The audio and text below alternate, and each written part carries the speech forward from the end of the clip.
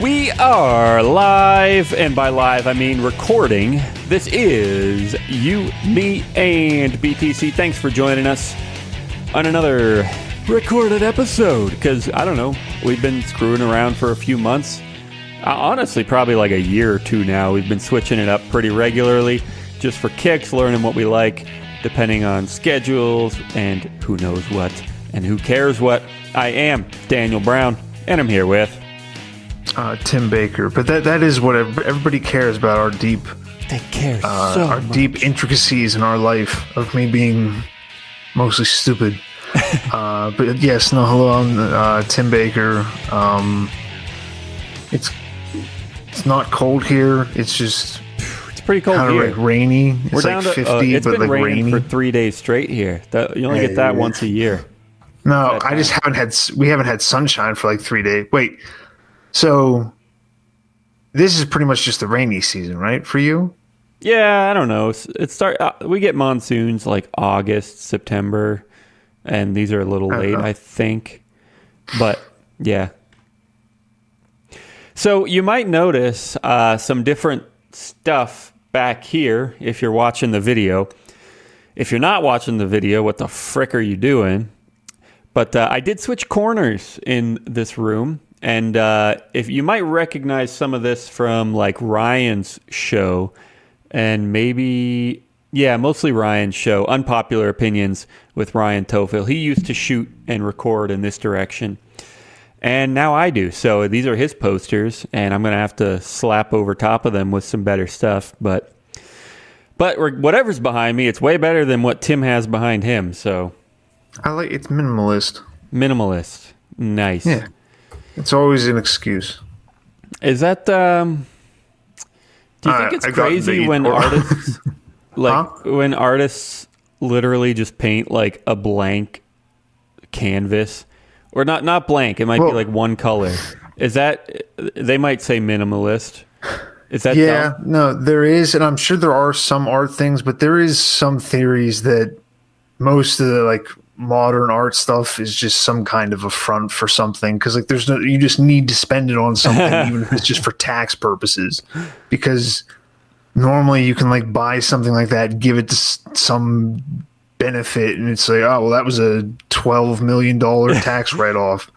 All right. I've heard that as far as like just because people, and I go back and forth on like modern art. And unlike whether you like it or you think it's dumb, you mean? Well, yeah, mostly whether I think it's dumb. I'm never particularly for it, but I do kind of waver back and forth between just like, well, this is stupid and I hate it, and also because you'll see like one, and you're like, well, that's pretty good, but it's normally not what you would consider as like a modern art. Like just people always, anytime they go to a museum, people tell like, I don't know, it's like horror stories, and everybody seems to hate just like it's not just paintings now, it's like not even sculptures, it's just like body art of someone just standing a certain way. Yeah, or, say, like a plank leaning up against the wall, or it varies. Or just like a blank, like this is what I'll do. I'll go into a studio, I'll take a blank canvas and I'll just put it a corner. I'll just lean it up against the bottom of the wall, and it'll be a work in progress failed or something like that. And then people will be like, oh, what kind of meaning did he have behind? I meant that meaning. I meant giving up. That's what I meant. Oh, wow. That's so, I've never had art make me feel that. Like I've felt plenty of, I kind of like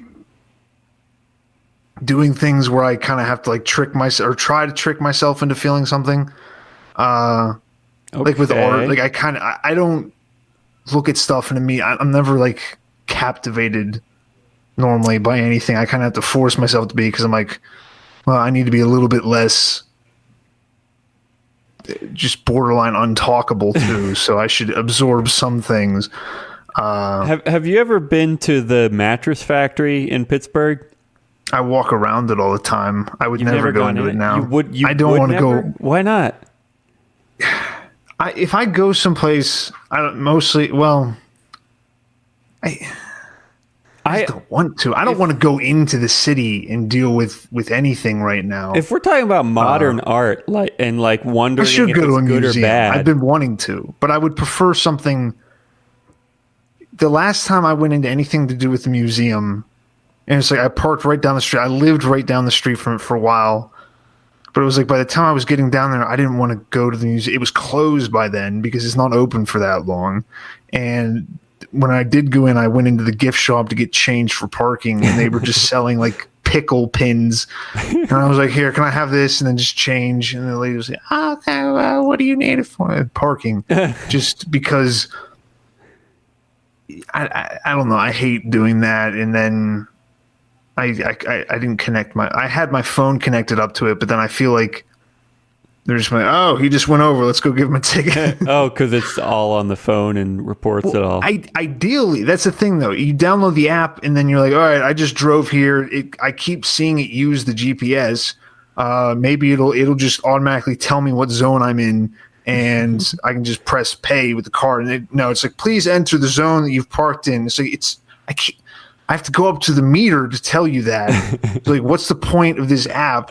So it's just basically useless. But as far as the art stuff, if the museum would be a little bit different, just because of it being like, although I would like to go to the museum, just because like at this point in my life, I'd probably be like, yeah, most of this stuff is probably at least a little bit of fiction. Like, hold on, what kind of art are you talking about? First of all, what's fiction? Are you talking about that tax thing that you were just talking about? No, I'm talking about. I think museums and like preserve stuff like that. A lot of that seems to kind of like change around. So I feel like a lot of the like museum stuff, that's like an art to it, like the stuffing of everything and the dinosaurs when they put those out. Like that was the last time I was at the museum, was on like a field trip for dinosaurs or for we went to the science center for the body, which was just weird. Everybody there was weird. There were other classes there. They were weird. So I just don't have good memories of it. Okay. Well, regardless of all of those whatever stupid experiences, the Mattress Factory is pretty darn different from your average art museum, or especially your average like science museum. Like those are more. That's more of like an actual show house or show like. So yeah, the idea is most of the exhibits, maybe all of them, are like full room exhibits. And it's not just like visual art, or it's not like just a sculpture or a painting. I mean, there are a few like giant, I don't know, I think it was a giant cardboard box like sculpture that you could walk inside of the boxes and stuff in the whole room. So some are like that, but some are also like, I guess you would say you experience it. It's not just visual. It's not just a sculpture or a painting. You experience it. Like just different things. You walk into a room where it's like pitch black and you have to wait like 10 minutes for your eyes to adjust, and you start seeing different colors and glows and stuff. And there's one, it's a room where like everything is a mirror, and there are some sculptures in there to like give it some texture, but everything is a mirror, so it's kind of interesting. And I don't know, there's one where like it looks like a blue, it's dark in the room, but there's like a blue wall on the far side, and you think it's just like painted blue, but then you walk up to it and you realize it's an entire another room that's like lit with a blue light bulb, and you can like reach into this other room that you thought was a wall. So it's like stuff like that where you kind of experience it. So it's like an escape room, is what you're saying. An escape room. I mean, yeah. Maybe if they locked you in Just there, you would have to escape. No. But anyway, that I would say is, it's not just, if you're talking about modern art and trying to decide if you like it or not, you can't have an argument while not being willing to check out something that's supposed to be the best of the best and like unique. You can't say modern art is bad when you haven't at least Well, okay. investigated. Well, this that was the thing. Is unique- I was in a point where I was saying that it maybe necessarily wasn't that bad, but everything you described sounds awful. Yeah, I mean, to me, it's not particularly the specifics. It's just any of the places that you like go in, and it's like a renovated and like kept up old building, and there's just people walking around. I feel oppressed inside of those places. Oh yeah, they do have outside like a. It's not really even art, but it's just like I've seen the stone outside fountain area where you can like walk down, almost like a what would you call it? A cellar? Not really. It's not like a enclosed building, but it's just like a leafy, fountainy, like rundown, rocky. Yeah, it feels like something out of what's that movie called, or the show from PBS about now it's gonna eat me up. The show about the Downton Abbey. It feels like a little like fountain from those days. Is that the place? There's a place. It's either that one or it's right down a couple streets where it's just a bunch of colors outside and like metal work. No, that's not it. It's literally like right outside the mattress factory, like 20 feet away. You like walk down some stone stairs, and you're talking about in the North Shore, right? I think. I don't know. Yeah. Okay. Is it? They call it the area with like the Civil War. The Mexican War streets. Yeah, Mexican War. That's the thing. Like 4 streets down from this place, there's crack houses. I didn't even know there was a Mexican War, and I don't know what Pittsburgh has to do with it, but apparently. I don't know. It was real early. I don't think we were doing too much. They were just like, make steel. And we were like, all right, fine. Did Mexico expand that far at first, and we just gradually like whittled away all the way down to Texas? No, we were already down in Texas. That was the Alamo, but we just were like, no, we took Texas. Like Texas, because we had a bunch of American colonists there, and we were like, hey, you guys want to be states? Okay, so and then the Mexicans were like, hey, that's all ours, and then we just invaded. Yeah, I agree. We're idiots, but I wasn't there, so I'm not an idiot. I didn't make that decision. But hey, on a similar note, then, kind of a good transition into a different question. What about, you already kind of mentioned history museums, you mentioned the dinosaurs, but what about, I don't know, I guess there's different eras that might be different levels of interesting, but like if you think about like Egyptian artifacts and whatnot, do those interest you at all? Or any other kind of weird history, like mysterious stuff you would see in a museum? I mean, some of them have actual mummies. Is any of that like pique your interest? So yeah, something like that would be a little bit more interesting to me. Like just on the morbid level of it versus this is a tusk of an elephant. It's been dead for 60 million years. All right, fine. I really can't get on board with this. This is what people used to look like. And it's just, okay, fine. I don't know. Do you ever put any stock in? I like the aquarium. Oh, you do like it? I like the aquarium. What about the regular zoo? I never particularly liked it, and then the more I've thought about it, I don't particularly like keeping. I mean, I don't really care about elephants. I don't really care about, but like probably the more intelligent animals shouldn't be in zoos. It probably fucks them up. If we're worried about animals living their best lives, which we're not really. Some people think dolphins and like octopi are like pretty conscious. No, but like especially for like the predators, it's just weird to take them from like hunting something, and maybe they've just been bred in captivity for so long, doesn't really matter, but at least bred to want to hunt something, they just get kind of like meat thrown at them. They play around in this little like bad how? Bad because it hurts their feelings, or bad because it hurts their species? I think it hurts this. I think it hurt. Well, it doesn't really hurt the species, but I mean, we do that separately. But and everything does that. Other predators do that. When we introduce horses, it does that. Bad just for that particular animal or organism or whatever. probably. I think Like, so bad as far specifically just for that animal's life. as far as its health, Right. because I think Yeah, so- I think they're under a lot of stress. Is more Right. It's not like a conscious thing but like even dogs go nuts if they're not around people, like because we just kind of like made them that way to just Right. But I look at us. Yeah. I see what you mean. Like, I get it. It's got to be, it affects the animal for sure. It changes their mindset. Maybe over time, if we breed them in zoos, it changes their genes and their species, whatever. But like, so what? Like, what's bad about that? Who's to say we're not making them better? We're not making them better. Even if we, I don't know, made them extinct. I'm just playing devil's advocate. I would prefer that. Okay. I would prefer.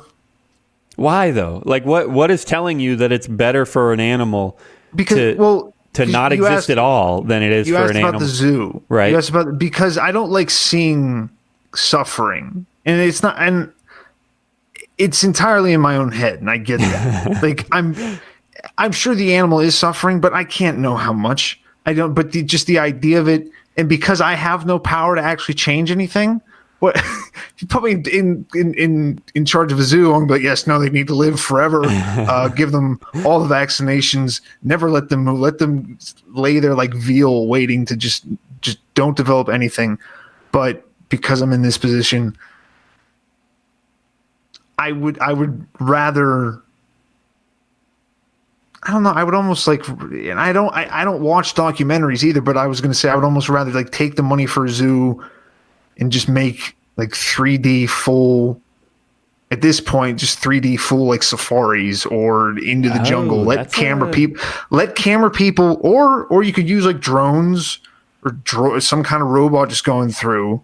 But you could also just have 3D cameramen who just get attacked by like monkeys and just die. And it's a risky job. But that's a instead of running a zoo, good idea. Especially with all the green nuts out there these days. They would jump on an idea like that and chuck a ton of money at you to build like a green zoo where you didn't actually take real animals, but you could experience it all the same.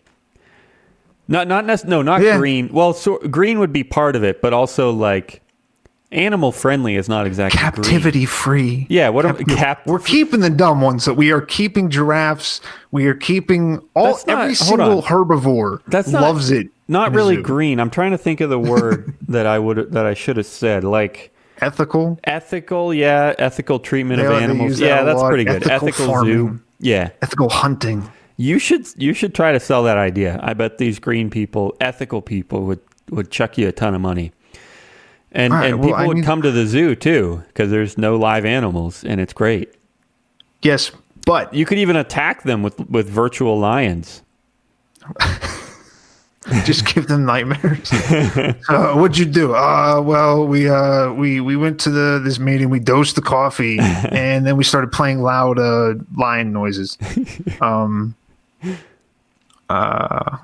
yeah, I mean, no, it's not a bad idea. If looking at the news has taught me anything, really, the key to my success is to be making it a law that all the other zoos are banned. And then I've got a little bit of a head start on this technology. That's a good point. Go lobby for the ethical treatment of animals, and all of a sudden you're the only zoo in town. So and I have a bunch of these people. Who do I hire though? That's the thing, because I don't particularly want to go out.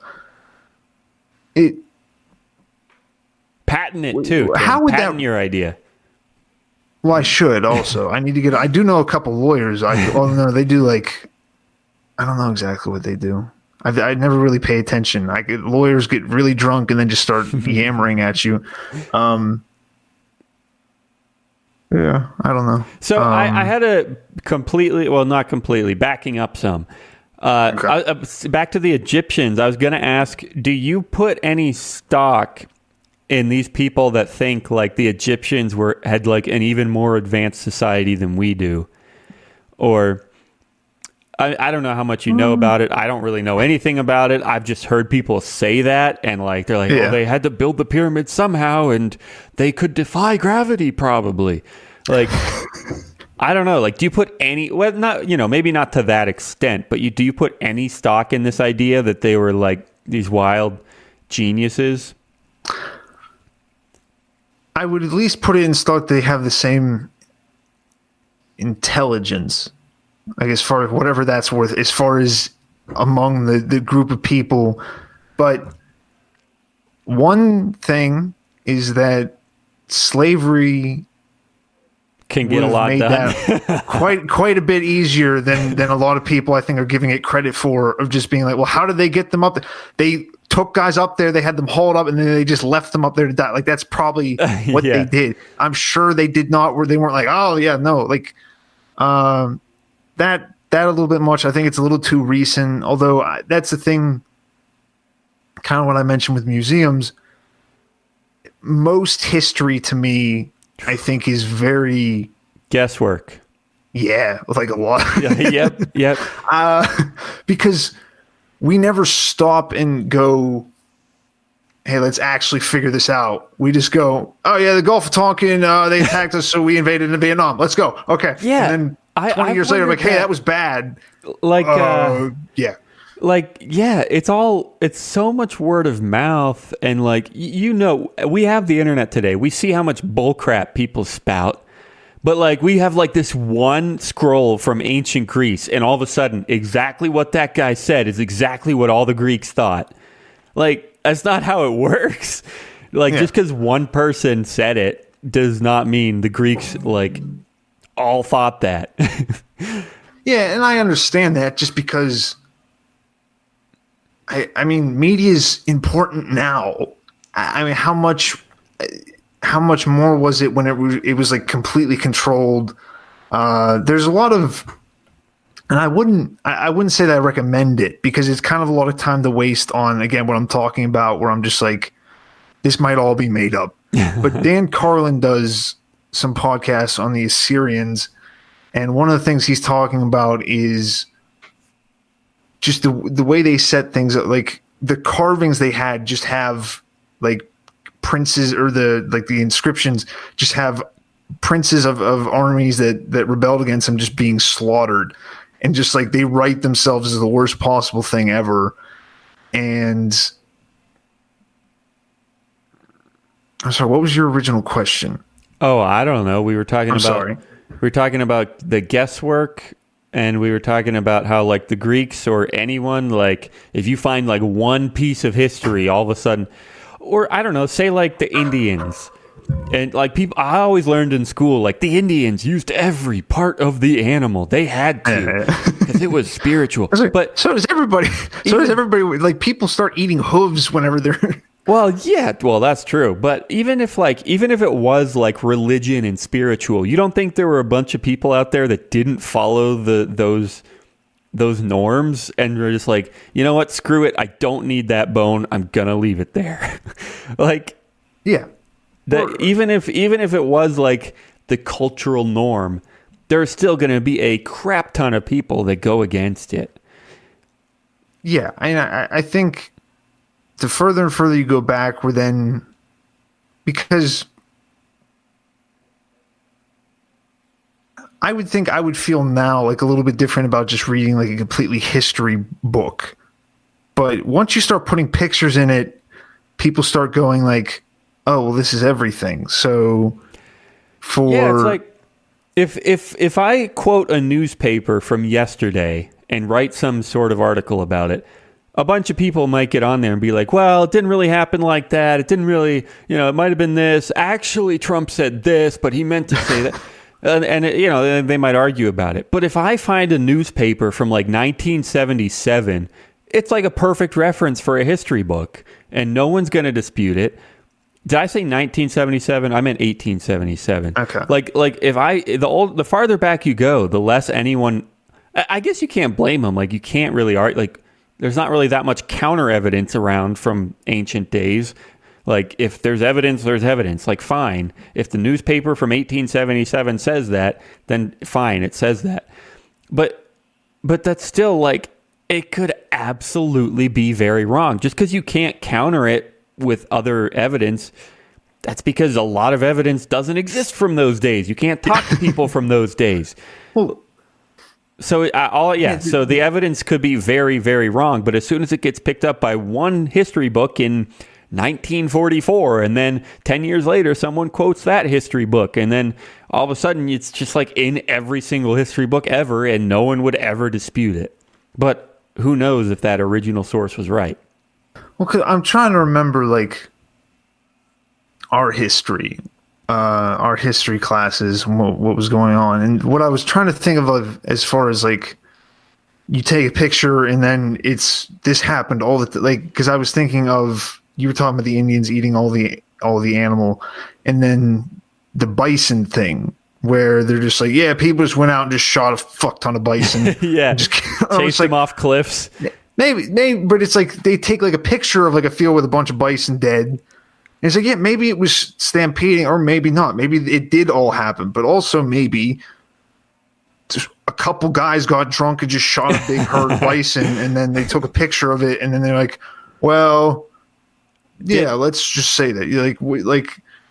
So I agree that totally could have happened, but I'm curious what time period you're thinking of where they could take a picture and they were still just like randomly killing giant fields of bison.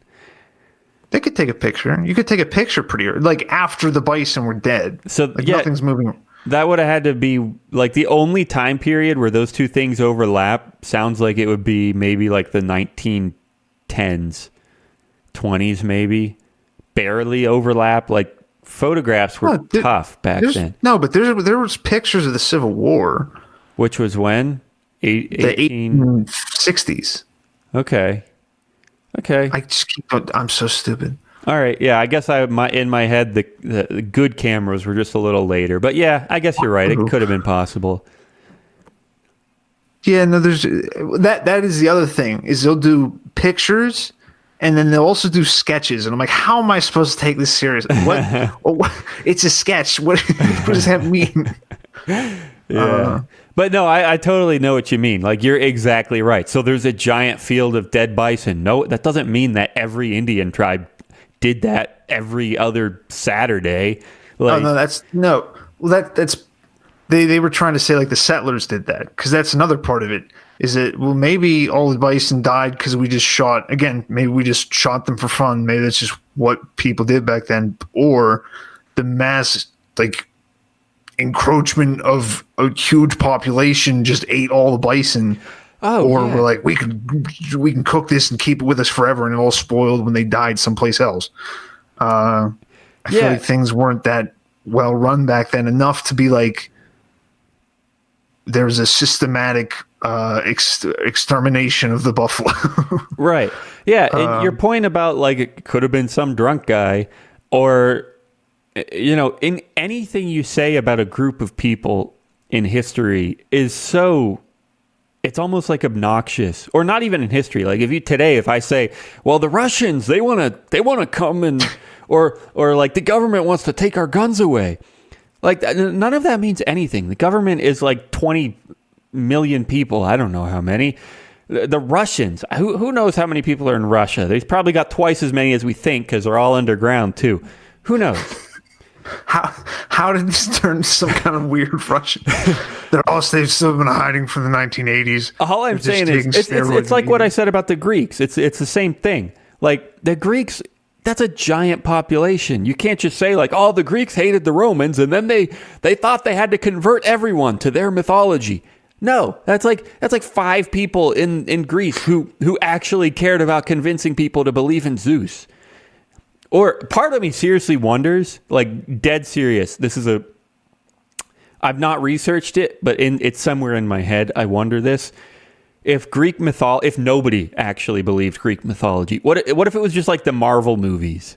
Like, it was just like everyone loved it and they built theme parks around these stories and these, like, what I genuinely wonder if nobody actually believed Greek mythology, but it was just one of their stories, just like the Marvel movies or Lord of the Rings or Star Wars. I seriously wonder that sometimes. Anyway. That's a possibility. Maybe even the Romans did that. Like, because that, I mean, if our society dies out tomorrow, that's what's going to be our superheroes. Is if people were to dig up our Robert Downey landmarks, Jr. in a big, what? If people in like 100, even just 100 years, maybe 1,000 years, if they were to dig up our landmarks, they would see a few churches, but they would also see a ton of politician monuments and a ton of theme parks, or especially if you get on, like, if they were to just find a vape store and they're like, what the fuck is this? yeah, exactly.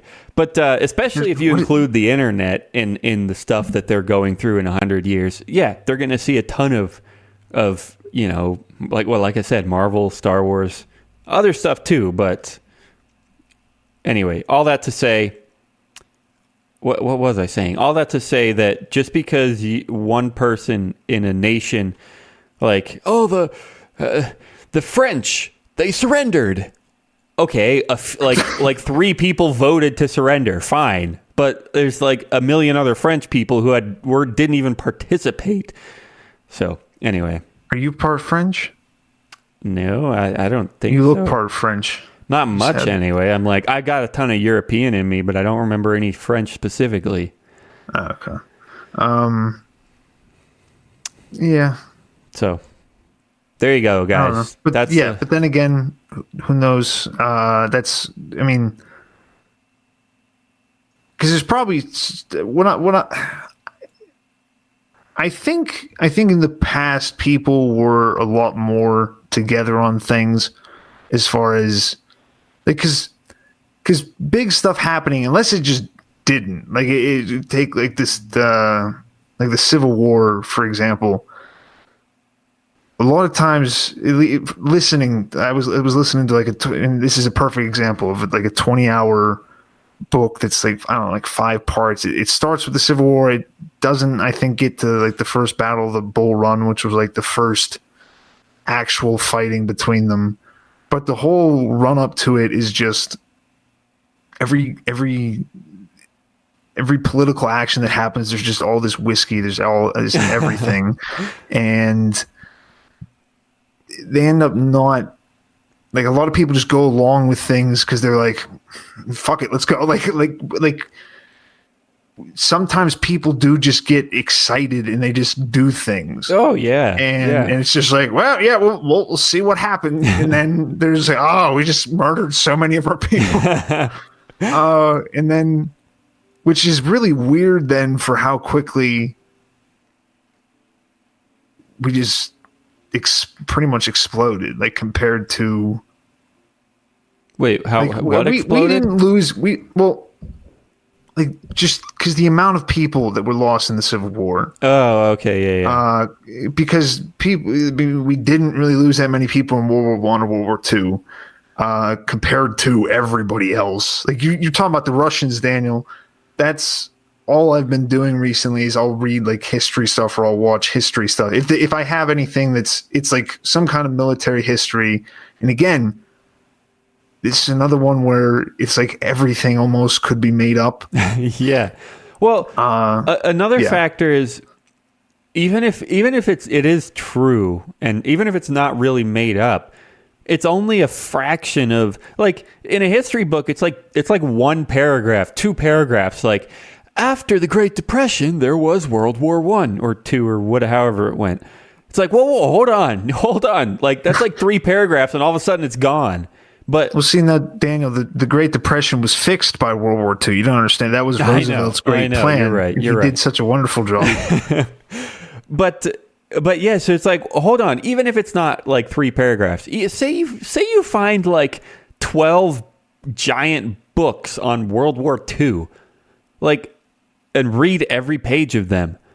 Like, that's nothing compared to the, I don't know, how long did it last? Several years? And, obviously there were tons. Like 6 years, yeah. Tons of people involved, whether they were soldiers or politicians or medics. Like, reading 12 giant books about World War II is not going to give you the picture. It's not going to explain what actually happened. Like, even if it's all true and none of it's made up, like, it's a 6 years. It if you were to actually write down the details of everything one person did in a day, I would guess that's, I don't know, 10 pages? 5 pages? No, more than that. Yeah, that's what freaks me out so much about. I mean, talking about history. Anytime I'm listening to anything, anytime I'm reading something, I just go. So for 5 weeks, they fought a falling back retreat, which means running away, shooting, running away, and just doing this for days on end. 5 weeks, because like, everybody's on meth.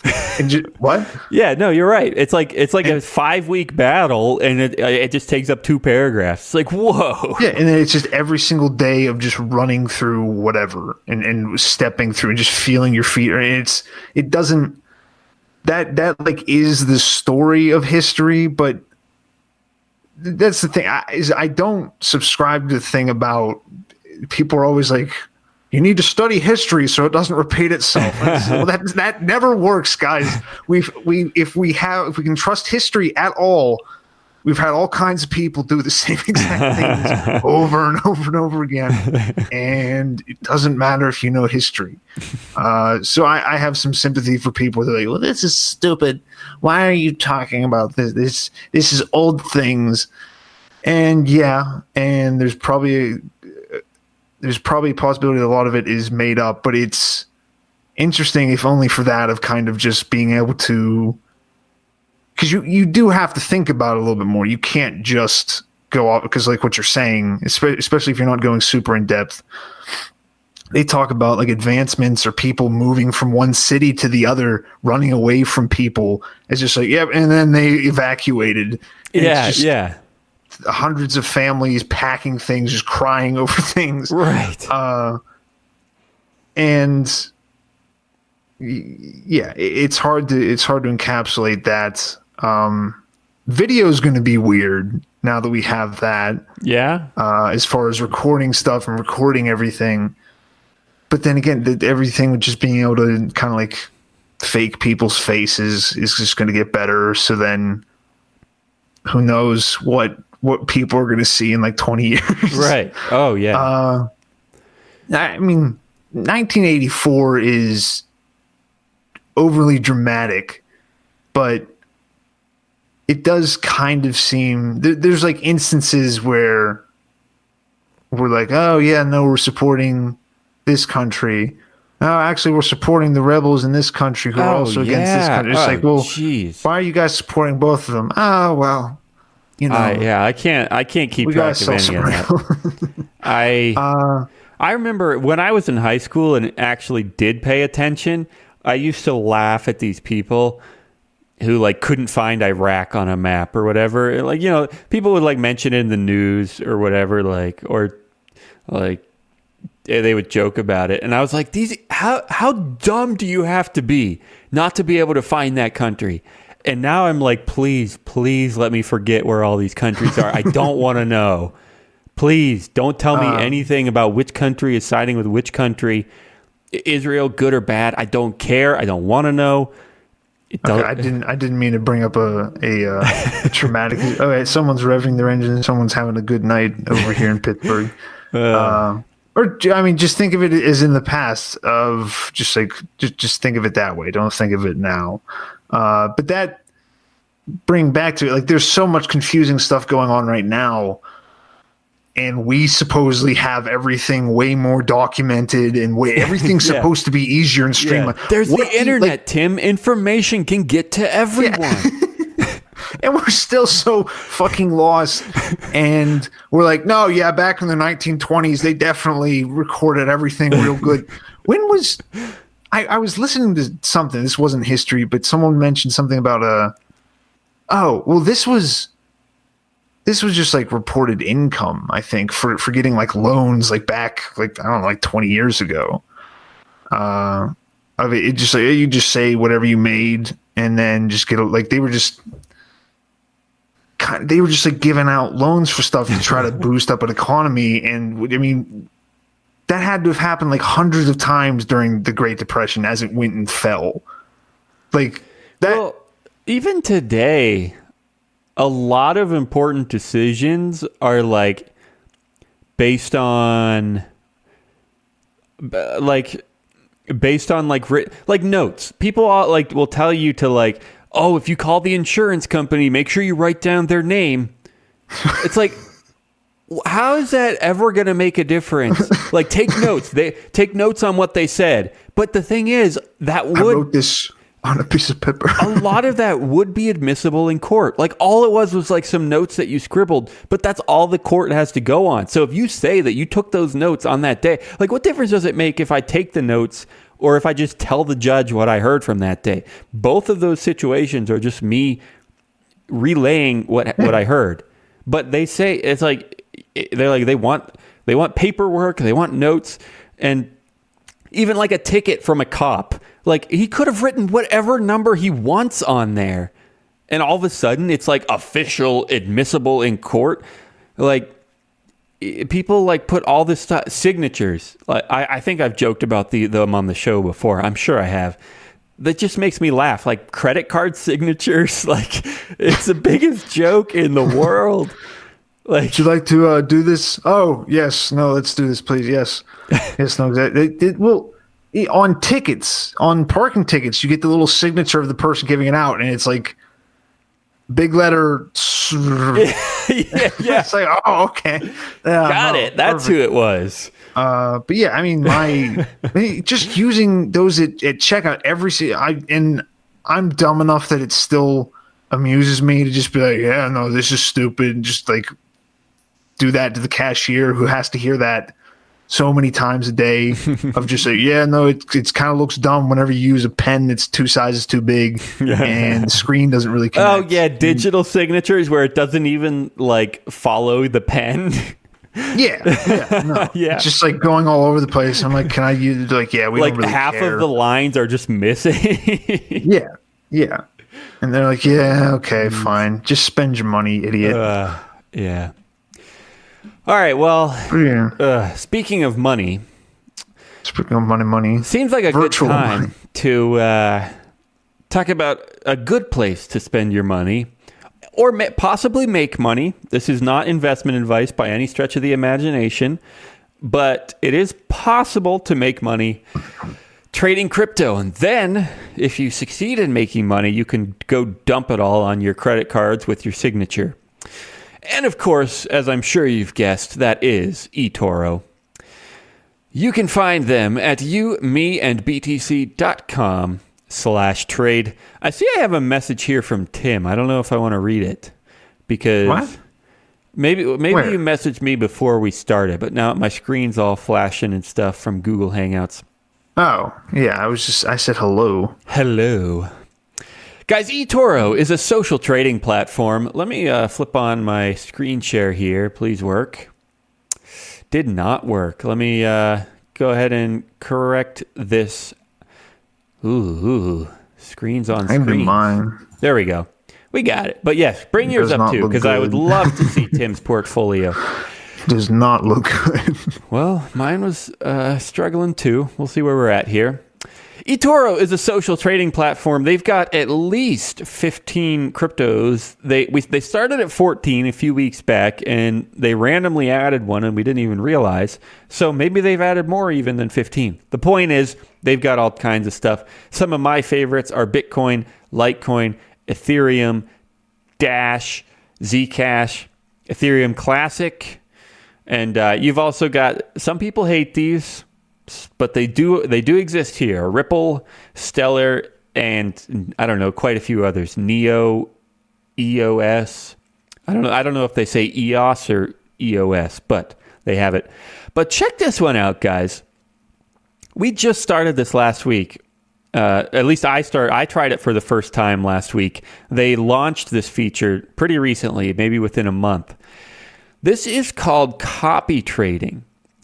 You can find people, profitable traders, and literally copy their trades. And that's what I've done here. I've copied, it's copies by percentage. So if they have a $1,000 portfolio, you don't have to match them dollar for dollar. You could put in $100 and you could still match their percentages. So I don't see here. It doesn't exactly show me on this screen what percentage the portfolio is at currently. But, I've invested. This is my portion. I've invested about 500, and it's split up between 190 Neo, 190 Litecoin, $71 worth of, I meant to say dollars. $190 worth of Neo and Litecoin, $71 of Ethereum, and $47 of Bitcoin. Those match his percentages. When he buys, I buy. When he sells, I sell. So I was fascinated. This is a thing. You can copy people. You can even be copied and take a cut off of the trades that people execute because of you. So it's a pretty crazy experience. I'm blown away. And I'm losing money. That's, like I said, this is not trading advice. Markets go up and down. We're not here to tell you how to trade. We're here to tell you that this is an awesome platform with a ton of features. Tim, go ahead and flip on your screen and let me, I want to see what your portfolio is sitting at, RN. Ooh, 84.6. You do have the edge, unfortunately. I'm about 80 good. Even. Oh yeah, I guess I wasn't. A bunch of stuff because I sold stuff last week because everything is red. I think I'm in the same boat. Literally everything red. Let me check on that. I've lost almost $10,000 on Bitcoin. Everything is indeed red. I have lost more than 10,000 on Bitcoin, so there is that. I have $12,000 in Stellar. I have almost 13,000. Yeah, guys, maybe that means buy low, right? If everything's red, time to buy. No, that's what I was doing because everything is going. So you go up here and you do your little weak thing, and then you see everything is bleeding. Everybody is dying. Everything is fucked up. We should clarify that all of this red is not real money, which is another amazing reason to get involved here. Within seconds, you can be signed up, no KYC or any of that crap. Within seconds, you can just be signed up and get $100,000 of virtual currency to just screw around with. And that's what we're doing here. You have this little toggle over here to just screw around, buy crap, sell crap, lose $10,000, lose $7,000, lose $3,000. You can do it over and over and over. I guess eventually you could run out of virtual money, but I think you can just ask them for more. Yeah, but I have a problem. I'd like to keep it virtual. Yeah, very serious virtual currency gambling problem. Guys, it is social. They've got news feeds and comments. People can say stuff. No. BTC, go right back to what you were doing last 5 hours and give the hodlers, mooners, and Lambo dreamers some Christmas gifts. What's your prediction for 12 hours, anyone? Still fearing lower lows, ? So, yeah, you can ask questions. I will do the, you can finish, actually. I'm sorry. That's about it. You can ask questions, comment on people's stuff, post links to news. It's social. What are you going to do, Tim? Well, I was going to say, I'll do the whole thing with opening up a virtual reality zoo, but you have to dedicate yourself to creating recordings of you reading crypto Twitter people in an accent that starts very thick and then just turns into Daniel's voice by the end of it. And then everyone will clap and everyone will send you Bitcoin, and it'll be great. Bitcoin is at 7,600. I want to see the chart because That's what I was looking at it because I was like, oh, okay. This doesn't look good. To be wildly honest, I don't check the price that much lately. BTC. And I'm kind of happy for it. I guess I got to go in here to markets and then click on Bitcoin. Or chart. Yeah, that's what I'm looking for. Chart me up, Buttercup. Ew. Pro charts. These charts are pretty intense. You can draw on them, all kinds of stuff. So I want to zoom out. I want to see about a week or two's worth here. Is this Bitcoin? Oh, I am looking at like a year or 5 worth. Golly. All right, so this is the past month or two. And yeah, so we are down from about 11.5 down to about 7.5. over the past couple of months. So we are dipping. And if you look at just the past few weeks, yeah, we're down from about 9 to about 7.5. That's a pretty significant drop. Although we were down, we were even lower back on this October 22nd. But then we were up at 10,000. That's Bitcoin, kids, all over the place. Guys, thanks for checking them out. We would love it if you would go through our link, meandbtc.com/trade. Super slick platform. Let us know how your virtual portfolio does. I suppose Zach hasn't joined us in a few weeks, but he did open a virtual portfolio, and I'm presuming he's winning because he opened it after the dip, which means we lost money on the dip, but he started with 100,000 at the bottom of the dip. So I'm guessing Zach is rolling in it right now, but you can get in the action. Let us know how your portfolio does. And all of that is at meandbtc.com/trade. You ready to wrap it, Tim? Any last words? I mean, as we were talking about, and then we did the trading thing. In like 20 years, some person who starts trading in Bitcoin tomorrow is going to have $1 billion and is going to be giving advice as to what you're supposed to do in a burgeoning. He's like, you just come in at the very end and then you just purchase up everything right before it goes to $1 million, but then probably taxes will be gone, or inflation will be way too high. But yeah, any last things? Advice of the week. One sentence. If you're gonna read, if you could only say one sentence to everyone ever, what would it be? All right. Hate modern art. Non-fiction shouldn't always be trusted. If you want history, read like the literature of the time, I guess. Okay. It might give you a little more. I'm dragging out my sentences like I normally do with my writing when I put in too many mythology comments. Is greater than Socrates and Pythagoras and Aristotle. Yeah. Just read the mythology. No, definitely. Okay. Don't worry about math and trigonometry and planets. Pointless crap. What good has it ever done us, Dan? Exactly.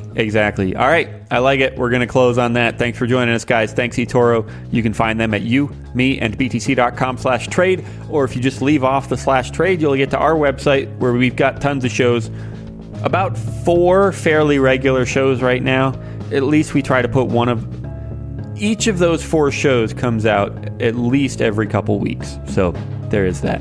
Peace out, guys. I have one for you. I just need to make sure I want to give it to you. All right. Complain to Tim about his slow release schedule.